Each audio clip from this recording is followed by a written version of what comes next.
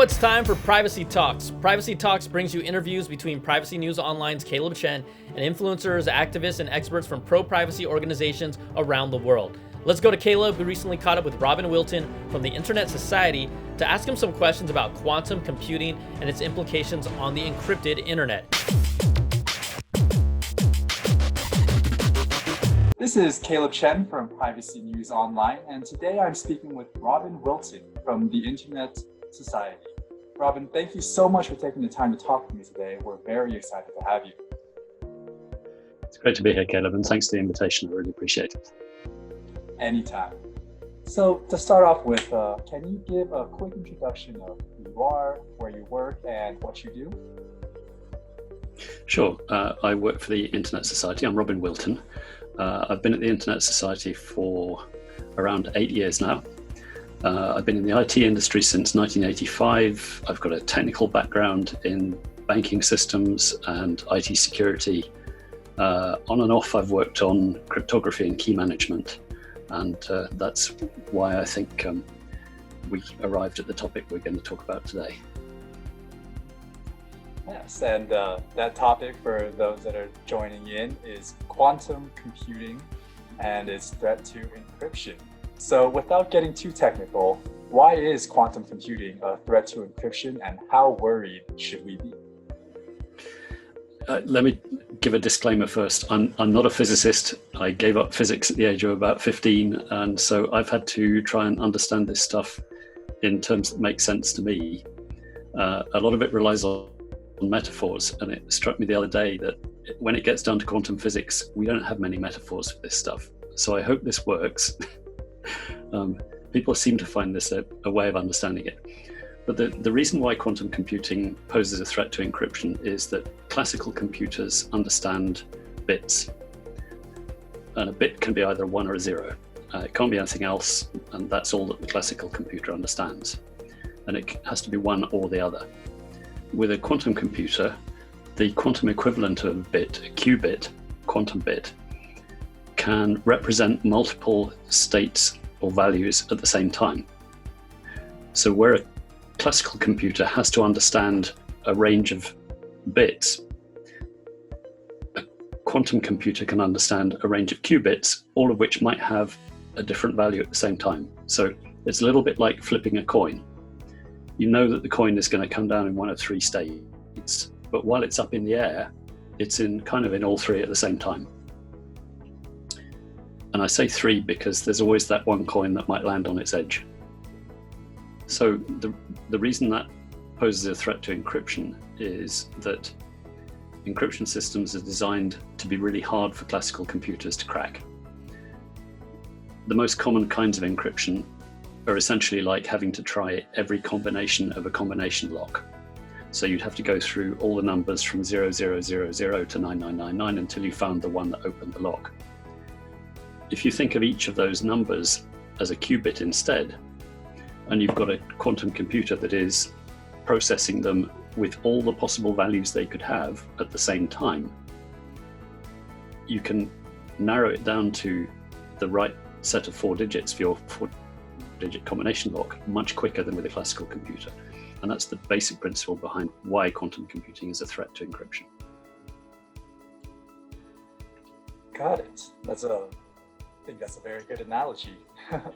So we see it in the news every time a new quantum computing milestone is hit, and the number of qubits that people are able to use together for such an attack seems to be growing by the time, all the time. Are the amounts of qubits that humans can control growing as fast as we think it is, or as media lets us know that it is? I suspect not in some ways. First, there's always going to be some media hype around this. And so the headlines will want to put the biggest number there they can. And I'm not disputing that those numbers are true. Looking at the figures I've seen, in the year 2000, we were up to about 7 or 8 qubits at a time. Sometime in around 2005, 2006, we went through the threshold of 10 qubits at a time. 2010, it was up to around 13.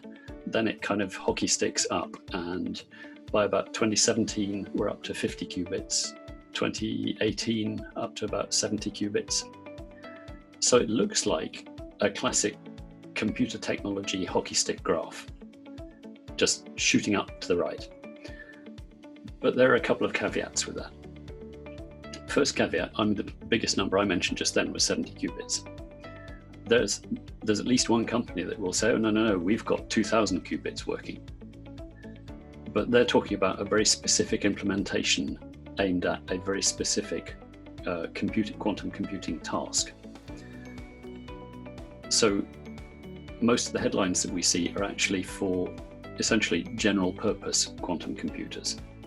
If you want them to do a more limited task, you can stack up more qubits, but the resulting quantum computer will only be good at that task. So that's one qualification. The other one is, and you said, how many can we use and control at once? The other factor here is how long you can keep those qubits stable for. They have to hang around long enough for you to work with them, especially if we want to do complex tasks like cracking encryption algorithms. So to give you some sense there, and I don't remember these things, so I'm going to have to refer to them, because like Einstein said that the human brain is far too important to be used for remembering stuff. And if Einstein says that, I'm good with that. So in 2009, they got a qubit to persist for a few tenths of a second in a stable state where they could do things with it, manipulate it. 2013, they got one stable for 39 minutes and at room temperature, so without chilling it, which is another major achievement. In 2017, they got 50 qubits stable at once, but only for 90 microseconds. Okay, so the more of these things you try and hook together, the more chance there is they will interfere with each other, and the harder it is to isolate them from things like heat, vibration, electromagnetic interference, and so on. So they're very sensitive, and the more of them you try and daisy chain, the more sensitive that apparatus becomes, and the harder it is to keep it up and running and stable. So things might not be as bad as the hockey stick graphs imply. I think we should always look at those hockey sticks with a degree of skepticism and taking some of the other factors into account, yeah. So how many qubits would be needed to break the encryption that we commonly use? Let's say the SHA-256 as an example. Yeah, this is an interesting one. And again, I have some notes on this.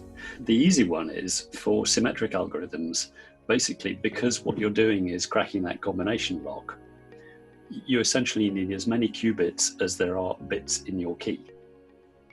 So if you're using something like SHA-256, you're going to need 256 qubits so that you can try all 256 bit values at the same time and crack that key. The other common kinds of cryptography are based on different problems. So the two other most common cryptographic algorithm types are first RSA, a public key algorithm used for asymmetric encryption, digital signing, and for practical purposes used for key exchange. And there, first, the keys are longer. It's not uncommon to have a 2048-bit key in RSA. The second factor is that it's based on a different kind of mathematical problem. It's based on factoring large prime numbers. So we're no longer talking about riffling through the combination lock. And here what we need for that kind of problem solving, we need 2 qubits per bit of the key. So if you've got a 2048-bit key, you're going to need 4096 qubits, which is a lot. And you're going to need them to stick around for long enough to do coordinated work, which is hard. In between those two, there's the third common kind of cryptographic algorithm, elliptic curve. This is most often used in lightweight or constrained devices because it's another public key algorithm, but it uses shorter keys and more lightweight processing. And here the rule of thumb is a good strength elliptic curve key will be around 256 bits. But to crack it, you're going to need around 9 qubits per bit of key. So a 256-bit key, you're going to need 2,304 qubits, roughly. So again, a lot.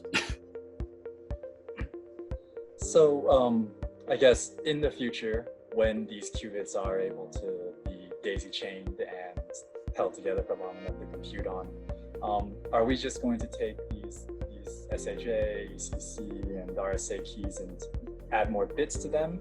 Or are there other types of algorithms or cryptographic principles that are more quantum proof?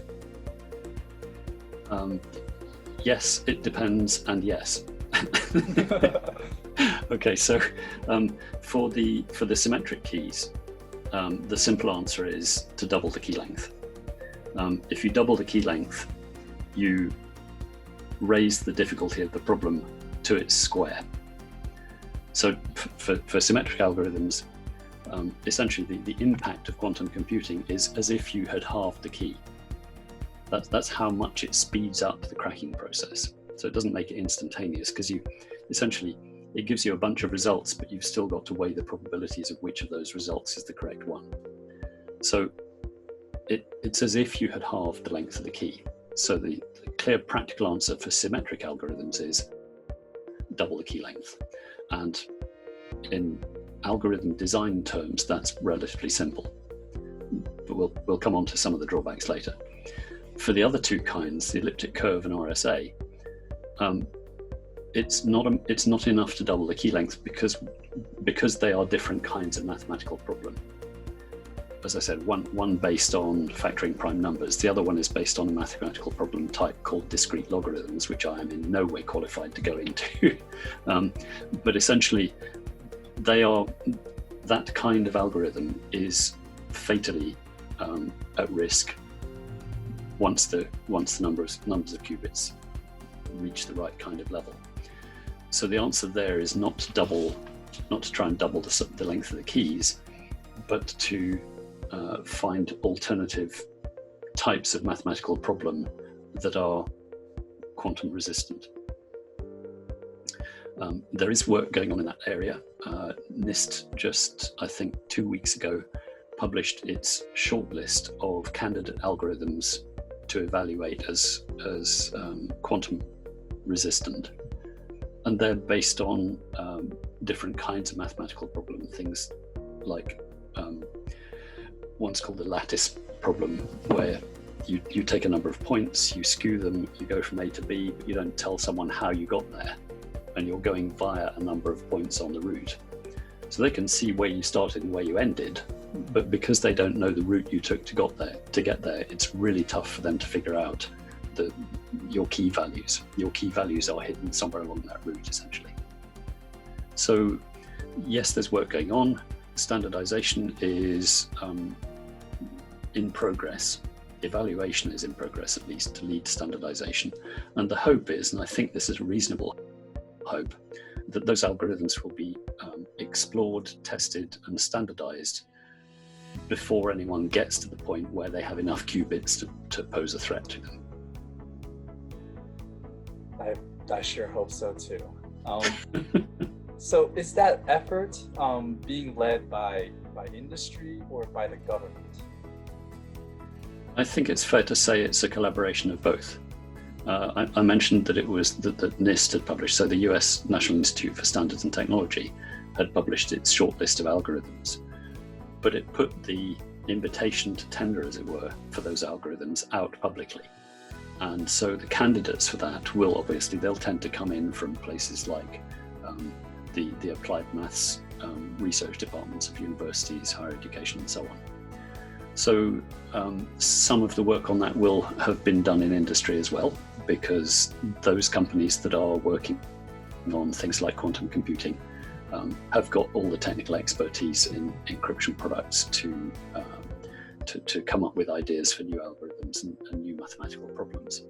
So I think it's a collaborative effort at this stage. And after all, what we want is We want the best minds to be put on this, and we want the best minds to be evaluating the solutions that come out. So while the best minds in the world are working on this, what can you and I do to prepare for this day? You and I as consumers, not a great deal, it has to be said. I think our responsibility is to get as well informed on this as we practically can, so that when we are, if we get the chance to, engage with IT vendors, policymakers, our ISPs, to express our requirements. Because if we never express any requirements, then we're at the whim of what they choose to offer us. So I think that's what we as individuals should do. I think governments should be moving to standardize replacement algorithms well before they're needed. And then the technology companies need to productize those algorithms. And then we get to the sticky part, because it's notoriously hard to replace this kind of stuff in a telecoms network or in an enterprise IT architecture.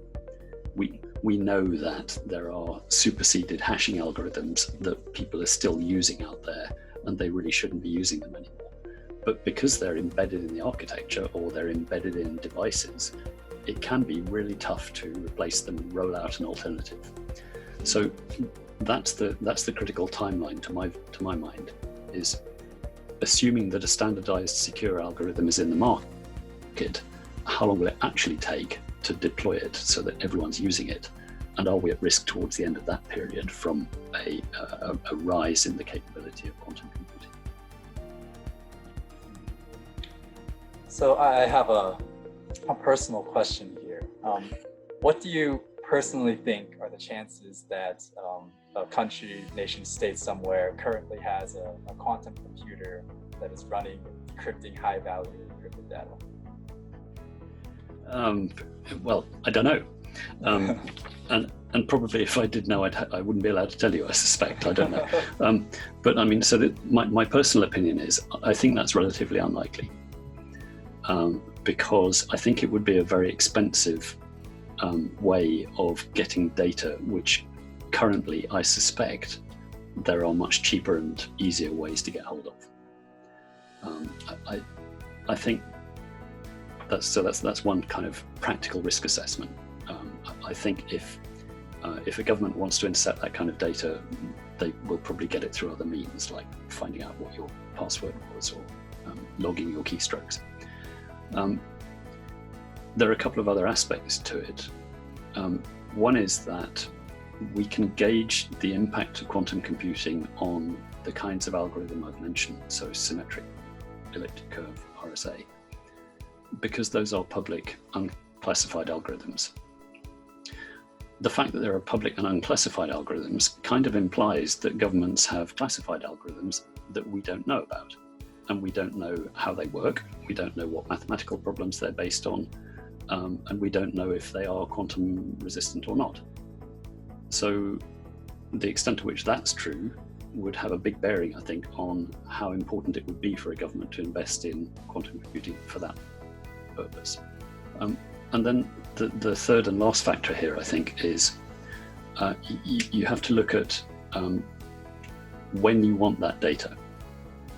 And in many respects, a government might not want to be able to get at encrypted data right now, provided they know they can get at it in 20 or 30 years' time. Some kinds of government secret, have a very long lifetime. So under those circumstances, the approach would be that you don't care whether you can crack encrypted data or not, as long as you've got a copy of it. And so, to my mind, the pragmatic step for a government to take would be to record encrypted data and keep it, and hope that they, at some point before they need it, get the tools to decrypt it. Oh, that is some good food for thought. Thank you very much for indulging my curiosity there. You're welcome. So I know you usually present on this topic with slides and references, and we'll include those slides for our viewers in the description below. But what are some other resources that you suggest for those looking to learn more about quantum computing? Yes, that's correct. You say you usually present on this stuff. I don't present on this stuff often because there's a pretty niche audience for this kind of thing. But certainly, if you want to see quantum physics beautifully explained, there's a UK academic called Professor Jim Al-Khalili, who has specialised for some years in quantum biology.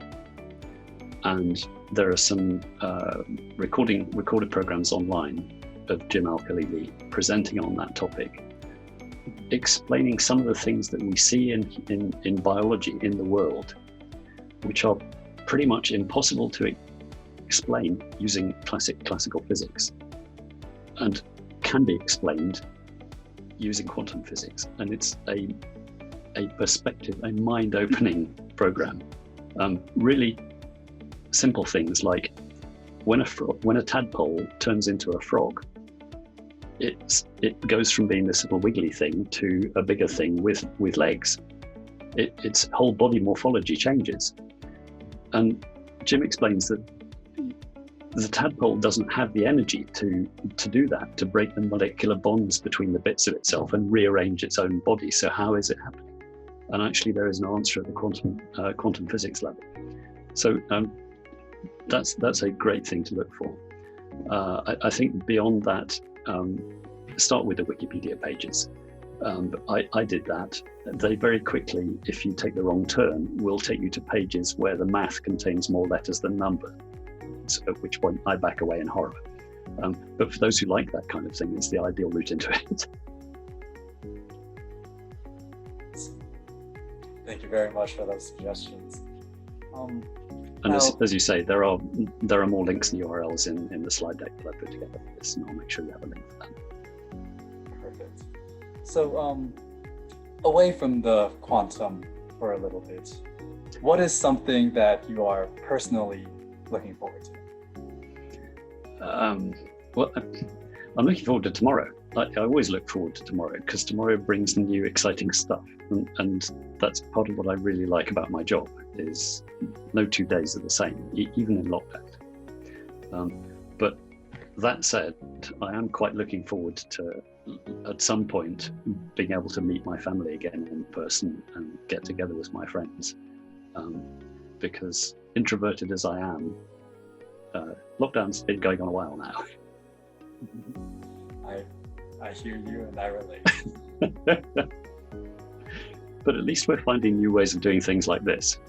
So it hasn't stopped us. And I think to give a plug for my employer, it's a testament to the internet that actually people have been able to go online with much of their lives now. Shopping, business meetings, Zoom calls, keeping up with family. And the internet didn't break. And I think that has made the last 7 or 8 months much more bearable. So speaking of your employer, is there anything that the Internet Society is, or that you're looking forward to that the Internet Society is working on? Yes, I think we are. I mean, we're still working on encryption as a topic because around the world we see encryption under threat from governments, essentially, who say that they need the kinds of algorithms that I've described to you to be breakable, to have backdoors, or to have shared keys, or to have silent listeners in encrypted conversations and chats. And I can see their point in terms of stopping the worst of human behavior online. But I think they need to balance that risk against the harm that would be done if people did not have access to strong, reliable, confidential communications. I said just now, during lockdown, we've all taken our lives online. We've been paying online, we've been managing our bank accounts online, ordering groceries, we've been holding our meetings online, and all of those things have been secured by strong, reliable encryption. We have been able as societies to collaborate, to communicate, even in the grip of a pandemic with few, if any, precedents. And we've been able to do that safely and securely because of the kind of encryption that I've been talking about. And we think it's really important to protect that. We think it's important for individuals and societies, and so I'm looking forward to continuing that effort for the next, well, as long as it takes. It seems like even when a battle is won, the entire war is not won, because the governments just keep coming back with anti-encryption regulations. Yeah, and the social problems that they are trying to fix won't go away. The problems of domestic violence don't go away. Problems of people trafficking and online financial crime don't go away. But I question whether the solution to that is to weaken the protections that we all rely on every day. I think that societal problems like that have solutions that you have to find other than by weakening the technical protections that we all depend on. Agree. So thank you very much for your insights on all of this, Robin. That's it for our interview. Most welcome. Thanks again for the invitation. I really appreciate it. No problem. To our viewers, if you'd like to find out more about the Internet Society, please check out the link in the description below. And thank you for watching this Privacy News Online special feature. Make sure you subscribe to see more interviews like this, as well as the top privacy news stories from around the world. Till next time. Privacy News Online is brought to you by Private Internet Access, the award-winning no-log VPN service who reminds you to always use protection.